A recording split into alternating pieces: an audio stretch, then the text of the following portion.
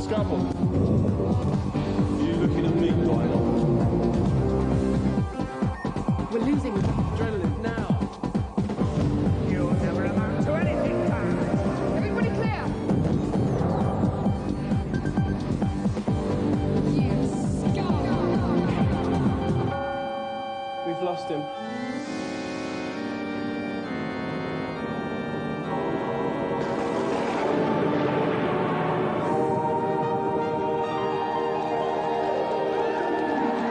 Welcome to GamesMaster, the show that takes the competitiveness of 15 to 1, the drama of Brookside, and the humour of whose line is it anyway, puts them all on the line and says, bog off, we can do better ourselves. And over the next 25 3/4 minutes, we're going to prove it. Last Friday, Nintendo's ultra-secret Ultra 64 console came out to play in Tokyo. The bad news was many of the games on show were still far from ready, but Mr. Good News was still pulling on his trousers, as these shots indicate. We'll have a full report on the staggering Ultra 64 later on in the show. Saturn owners rejoice! Many so-called exclusive PlayStation titles are being converted for your machine, including Destruction Derby and Wipeout, once voted #1 reason to buy the Sony machine.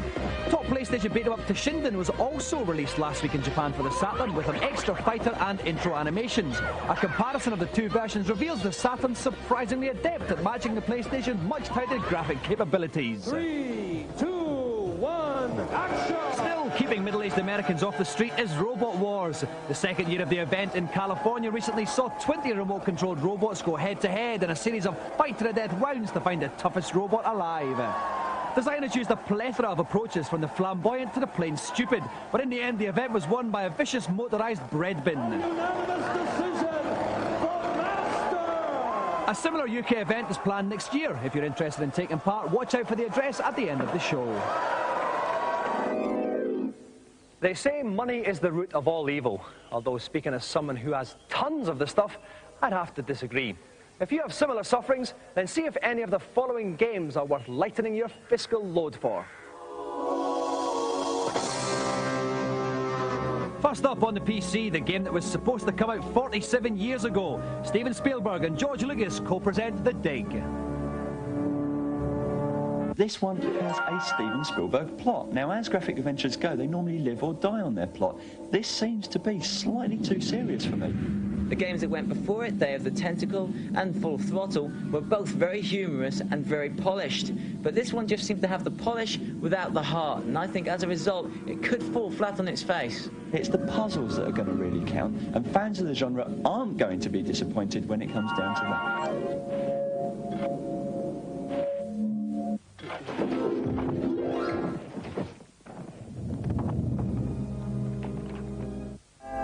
Next up, drive cars through bumpy roads with your arm round a lady while listening to loud rock anthems in Sega Rally on the Saturn. 1, The attention to detail is stunning. It runs at 40 frames per second, which is even faster than Ridge Racer. It has a 2-player split screen option, and there are things in there like customizing your car, time attacks. It's got so many options in there. Sega have really pulled their finger out on this one. This is going to be massive. The actual gameplay itself is extraordinarily fast, and the speed of the game is so astounding, it makes Ridge Racer look like your old granny driving a Reliant Robin. On the time attack, there are hidden cars to discover, and there's a really good commentary running right through the game, warning you of tight corners coming up, whether they're left or right, so you can prepare yourself. Yep, Sega Rally is going to be a huge hit on the Saturn, and it's a very good reason to give Sega's console good consideration this Christmas.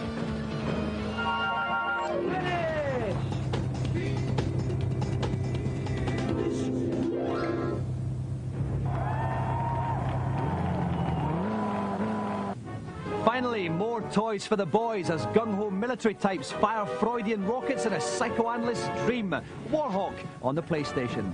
It's one of those games where you fly across great expanses of land, it's completely flat, nothing going on, and all of a sudden out of nowhere up pops an enemy building for you to shoot at. How convenient. Now, Dave's probably one of those shoot-em-up mentalities that likes to shoot anything that moves. This is far more strategical than that. There's only 6 missions, although each one is split up into different sub-missions. Other than that, I don't think it's going to last too long, but it is a good game while it does.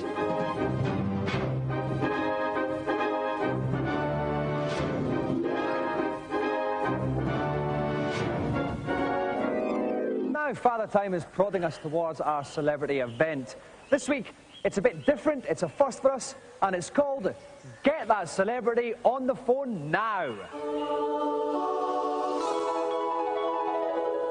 Isolated punters, tired of sitting at home playing with themselves, are rapidly turning to the phone lines for comfort. Yes, many of the latest PC games come with modem capability, allowing modem owners to connect over the phone lines to other players and exchange in some top remote games playing shenanigans. Doom, Mech Warrior, and Screamer are all PC games that quite literally have this facility, as does the game that forms the basis of GamesMaster's first ever modem challenge, Virtual Pool. It's time to chalk up our tips now, as the next challenge I've prepared is on the impressive PC title, Virtual Pool. Our two contestants will be playing the 9-ball game, in which each of the first 8 balls must be plotted in sequence before the final 9-ball is sunk. Whichever player sinks the 9-ball wins the game, and thus the golden joystick. And here to take part in today's celebrity event, please welcome Melanie Yearsley. Welcome to the show, Mel. Welcome. Now, Mel, you've been involved in a lot of humorous stories in your life. Let's start off with one where you had the prank going wrong. Oh, yeah, that was when I was at college and I was with some friends, and to promote this party I was trying to organise, we dressed up in sort of terrorist outfits like balaclavas. As you do. Drove around town, you know, with these fake guns. Went to college, stormed the college, got all these flyers and stuck them on various people, had lots of loud music playing. And I tied up a few people and had some handcuffs as well. And I don't think we need to delve too deeply into that part of it. you know, no? it was quite fun. And left, came back to college, and the head of department came in and told me that the whole of the police force in the area had put out roadblocks, and they got helicopters out as well. Right. Because I didn't realise there's an army base just down the road. So what you tell me is you're just a total delinquent? Yeah, well, you know, that's what I and you enjoy shouldn't doing. be trusted at all. You're quite lethal. Yeah, that's about right. And dangerous. Well, as top as that story is, and as fine a lady as Mel is, she's not actually technically a celebrity. We do have a celebrity here, but it's a little bit different because the first time ever we're going to be doing a challenge on the phone lines via modem. We do have Ronnie O'Sullivan on the other end of this telephone. If I pick it up, he should be there now. Hello, Ronnie. Hello. Hi, Ronnie. How you doing? All right, not bad. Listen, Ronnie, you made £285,000 in prize money, 1994-95, right? Yeah. That's a lot of money, isn't it? It's all right, isn't it? It's not bad. It's not a lot after the tax man's finished with it, though. Tell me some fantastic things you bought with that money. Not really much, really, to be honest with you. Didn't splash out in a flashy motor or that? I did buy a car, but I had to sell that because I lost my licence not long ago. So I don't think we need to delve into that. It's probably just a humorous prank that went wrong. Yeah, that's right. But So, any snazzy clothes or that you bought? just a few bits and pieces, but nothing, you know, outrageous. Just to paint a little bit of a picture for you, Ronnie, you're playing against Mel tonight. You can't see her because she's down in the studio, but Right. she's kind of like, looks like a funky wee clubber kind Who, of she girl. is? She is, yeah. She's very cool, very trendy. Looks a bit like a Smurf, actually. A Smurf? A Smurf. I'm not sure if you've ever played against anyone who looks like a Smurf before. No, I've never played against a Smurf before. I mean, Stephen Hendry looks a wee bit funny, but not exactly Smurf-like. Nah. All right, well, listen, Ronnie, if you're hanging in there, we'll get ready to play the challenge after the break, and we'll talk to you then. All right, then, mate. All right, thanks, Ronnie. Bye. OK, as I said then, we're going to take a quick commercial break. Coming back in part 2, if the telephone lines keep as they are, we will have Ronnie O'Sullivan against Dangerous Mel on the phone lines. Join us in a couple of minutes.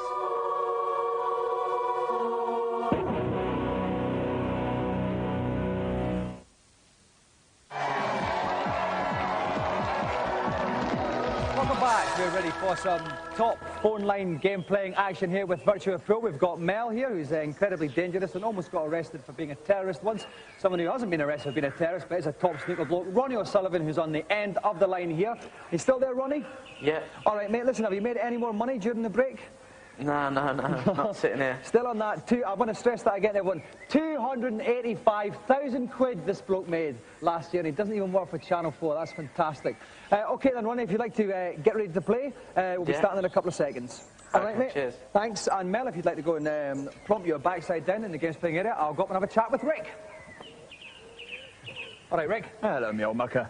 This fine figure of masculinity beside me, for those who don't know, is Rick Henderson from PC Review. Rick, any tips for Mel and Ronnie? Well, apart from hanging around in suspect pool halls and learning your trade from dodgy villains, I would suggest that Mel lets Ronnie clear the table. It's American 9-ball we're playing, which means you have to pot each ball in sequence and then the 9-ball.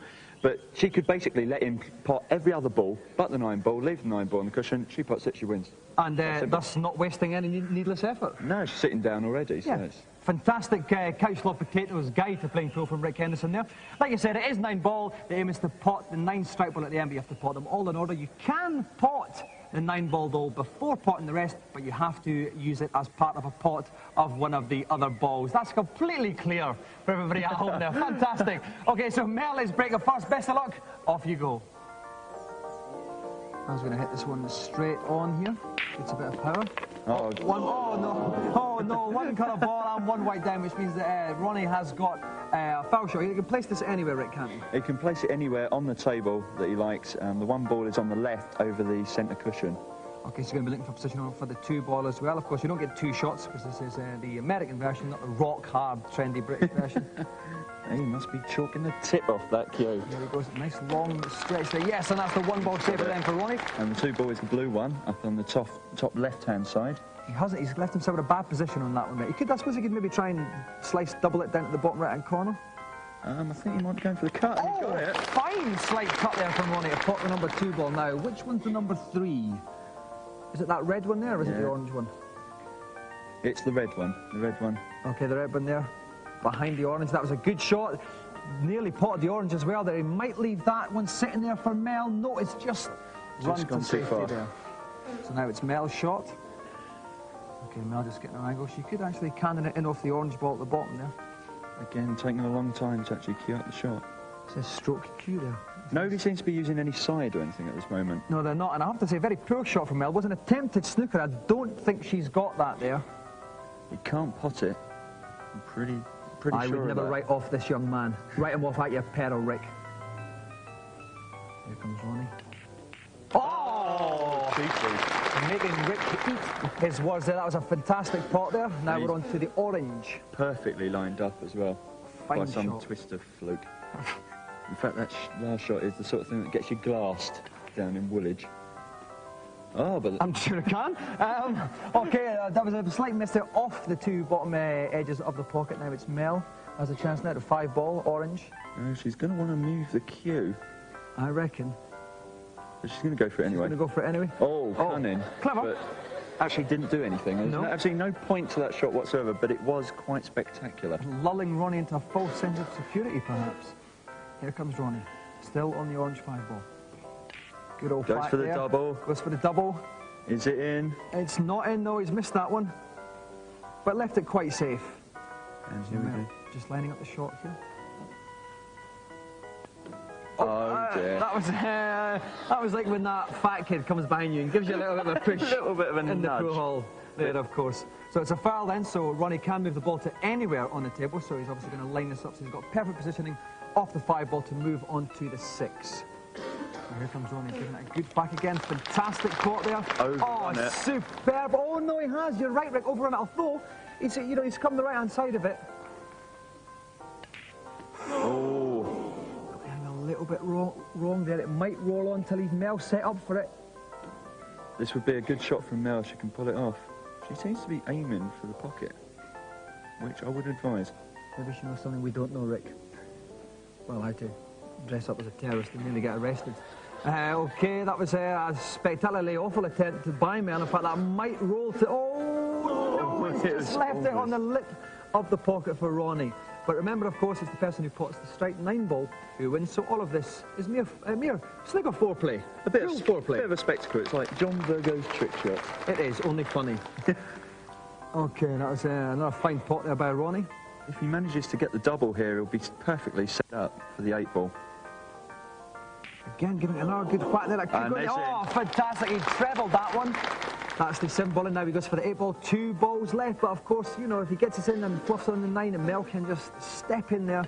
And went off. Fantastic long pot there, Rick, wasn't it? He's now coming true to form. Ice cool. This is it. Mel still hasn't got a single ball. This is surely going to be an easy shot here for Ronnie. This has got to be easy, but if he leaves it over that pocket, you never know. There he goes, he lines up. Oh, he's overcooked it a bit. Hammered it, a little bit of flash, a little bit of showman coming in there, Rick.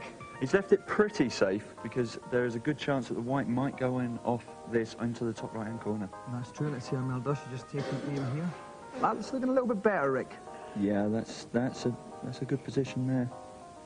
This could be the winner. She might actually miss it from there. I just suddenly thought. No, I see again. It was too slim. Too slim. And now this leaves Ronnie with quite a difficult long pot. Making the final adjustments. Putting it back. And he whacks it again. Oh, and again, it just overcut it. Oh, he's a dashing gay blade of a pool player, isn't he, Rick? And now he's left it in a very dangerous position indeed. Now, this could be curtains for Ronnie here. This is a very easy pot here for Mel. But she's coming the wrong side. Going the wrong side, Rick, wrong side of the ball. I think she wants to go more. That's a little bit better there. Almost as if she's listening to us. Almost as if she is in the same place as we are. She's pulling back. Oh! That's the last time Mel takes advice off us, Rick. Glass against the pocket. And now it's Ronnie. And of course, this will go down in history as the battle of the 9-ball. It certainly was. It's like Dennis Taylor versus Steve Davis. Except the Championships 1985. Oh, no, that was it. He was given one chance too many by Mel. Ronnie sinks the strike line by phone. Ronnie O'Sullivan is the winner.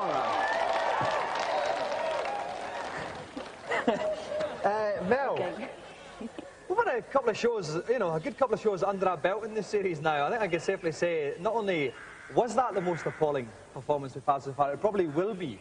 Will stand as that for a long, long time. Well, I just thought it'd be a bit different, you know. Different is one bad. word. Is one word for it. Yes, it was very bad. At times you were actually going under the table. How was that helping you, Abe? Not a lot, I don't think. I think I got a bit confused with some of the buttons. Yeah, I mean, it wasn't there's not a lot of them, but, you know. It wasn't just poor pool, it was also a remarkable ignorance of basic laws of physics. You said you did go to college. Yeah, but I was concentrating too much on terrorist activities. Of course. Against Ronnie. Yeah, as you do. OK, well, thanks very much for coming on, Mel. Not huge thanks, but kind of that size of thanks for coming on. Round of applause for Mel.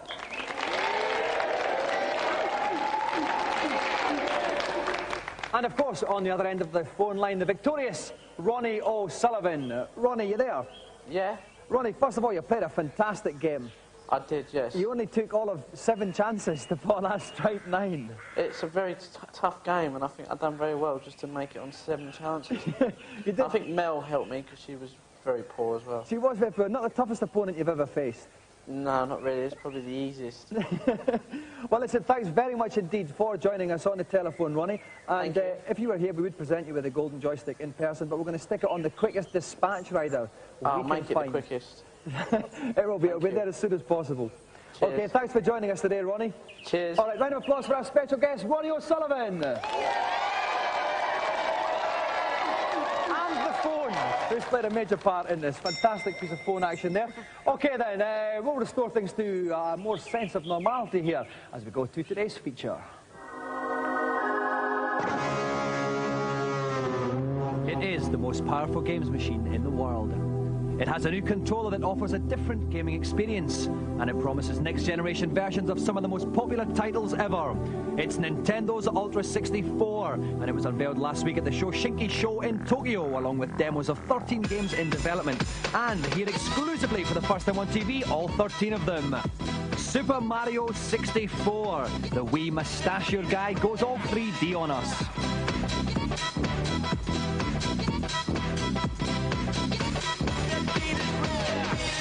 Super Mario Kart R, the top Super NES game, now goes 4-player mental. Don't know what the R stands for, though. Kirby Bowl is 64. He's still fat, he still looks like a balloon, but now he's all 3D text-em-up polygons. Wave Race 64 looking suspiciously like Wipeout.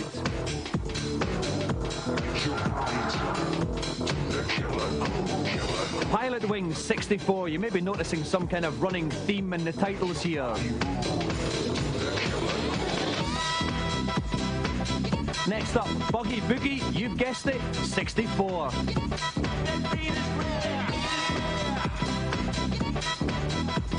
And amazingly, a game that doesn't have 64 in the title, Blast Dozer, top mechanical buggy action ahoy. Shadows of the Empire provides the obligatory Star Wars tie-in for those of us who still think Mark Hamill's a well-adjusted human being. And GoldenEye, the game conversion of the latest James Bond oeuvre, looking suspiciously like Virtua Cop. Body Harvest, no idea what this one's all about, but it involves a lovely wee man running around there, lots of big things chasing after him. Creator features great views of dinosaurs' bottoms. And Star Fox 64, the updated version of the Super NES Classic, which I never actually liked.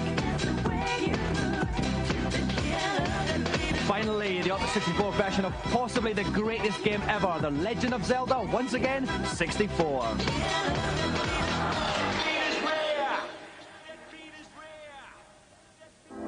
This Pamela Anderson of a console is due for release next spring with a target price of 200 quid.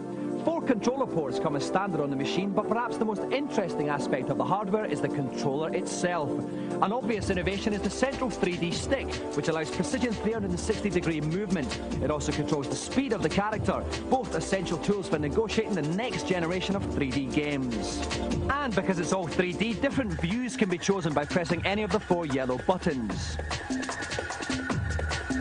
The controller is covered in fire buttons as well. Cheeky left ones, cheeky right ones, and downright saucy underneath ones.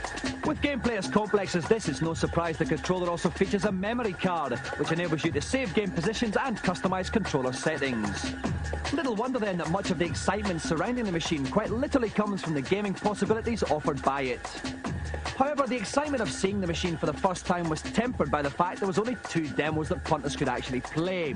Kirby Ball looked pretty ropey, but even though it was only 50% complete, Super Mario 64 showed all the hallmarks of being an instant classic. The opening screen gives some idea of what's in store, featuring a fully rendered Mario head that players can manipulate in real time.